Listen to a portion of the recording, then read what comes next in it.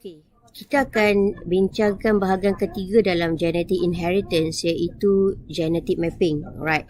So, dalam genetic mapping ni sebenarnya, actually kita nak tengok jarak antara linked genes, di mana kita tahu linked genes adalah beberapa genes yang berada di dalam kromosom yang sama. For example, di dalam gambar ni kita ada gene A, gene C dan juga gene B. Tetapi apa yang kita boleh nampak di dalam gambar rajah berdasarkan kedudukan linked genes ini, jarak antara gene-gene yang berkaitan adalah berbeza. For example, jarak antara gene A dengan C adalah lebih hampir berbanding jarak antara gene B dan juga gene C. So, if crossing over may occur during the meiosis, new recombinant progeny will form known as a recombinant. Itu teori yang mengatakan kalau berlakunya crossing over during proses meiosis, so kita tendensi untuk menghasilkan anak dalam keadaan recombinant. So percentage, peratus offspring which show the recombinant, kita panggil sebagai crossing over value ataupun kita tulis sebagai COV. Alright. So keadaan COV ni ada dua. Alright. So sebelum tu ini adalah formula yang kita akan gunakan untuk mengira COV. So formulanya adalah kita akan mengambil total number of recombinant, maknanya total number of offspring, anak-anak yang dalam keadaan recombinant, dengan total number of offspring, maknanya keseluruhan anak. Anak-anak yang recombinant dan anak-anak yang parental, dan kita akan timeskan dengan 100. Formula ni kena hafal. Maksudnya kalau soalan berkaitan minta kita kira genetic mapping, so adalah menjadi kewajipan untuk menulis formula ini dengan betul. So apa yang you all kena tahu tentang COV? Alright. So kalau percentage of recombinant adalah besar, means jarak antara satu gene dengan satu gene tu adalah tinggi. So ia mengatakan bahawa keberangkaian untuk mengalami crossing over adalah tinggi. Right? Tetapi kalau kita dapati percentage of recombinant, nilai COV tu adalah kecil, so itu menunjukkan bahawa jarak antara gene itu adalah sangat rapat.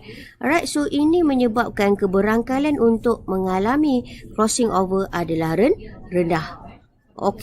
So distance, jarak antara gene tu kita akan express menggunakan perkataan map units. Alright, di mana satu map unit ni sebenarnya persamaan dengan 1% of recombinant, tetapi kita mempunyai SI unit iaitu centimorgan yang boleh digunakan untuk dijadikan unit for the distance antara genes. Alright. Kita tengok contoh yang pertama. Soalan ni dia bagi tahu in tomatoes, alright, melibatkan linked genes R dan S, di mana R dominant carried the phenotype dominant round, R recessive carried a pear shape, recessive phenotype, S dominant carried the simple flower, and S recessive carried the complex flower.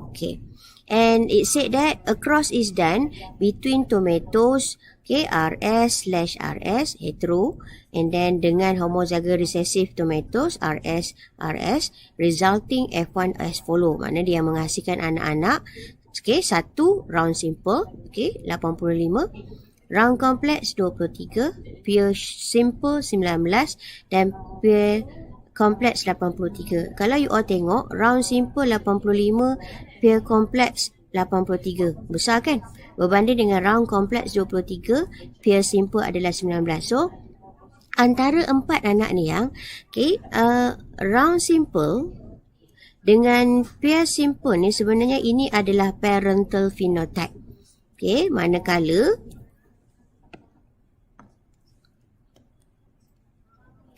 round complex ni dengan pure shape simple ni, ini adalah recombinant.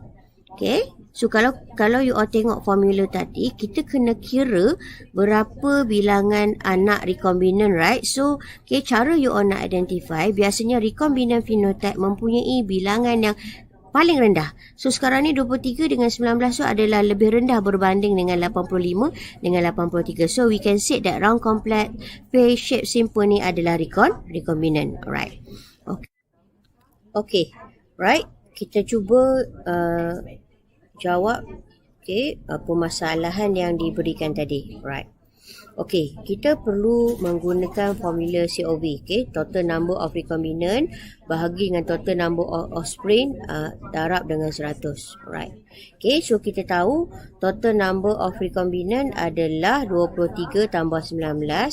Okey, total number of offspring 85 tambah 83 tambah 23 tambah 19 dan time hundreds, and kita akan dapat 20%. Okey, cuma jawapan akhir tidak boleh dalam simbol peratus. So kita kena tukarkan sedikit, tukarkan simbol peratus tu kepada perkataan map units ataupun simbol centimorgan.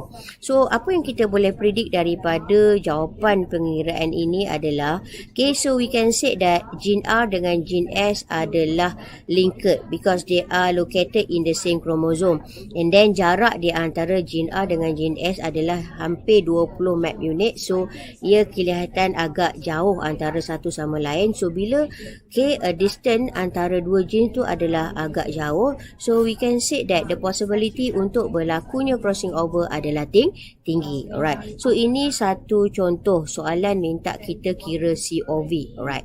Contoh kedua ni adalah soalan dia tak minta kita kira COV, tetapi dia minta kita plotkan kedudukan di antara gene-gene they are linked ni. Contoh kita ada gene P, Q, R, S and they are linked, and then dia bagi kita COV antara P dengan Q 35, P dengan R 5%, R dengan Q 40%, Q dengan S 10% dan R dengan S adalah 30%.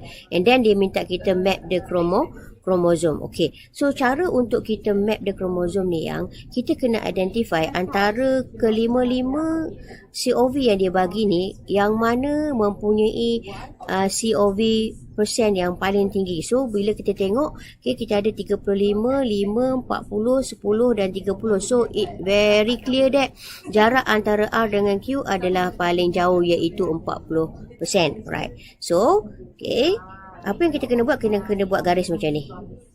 Scale macam ni. Right.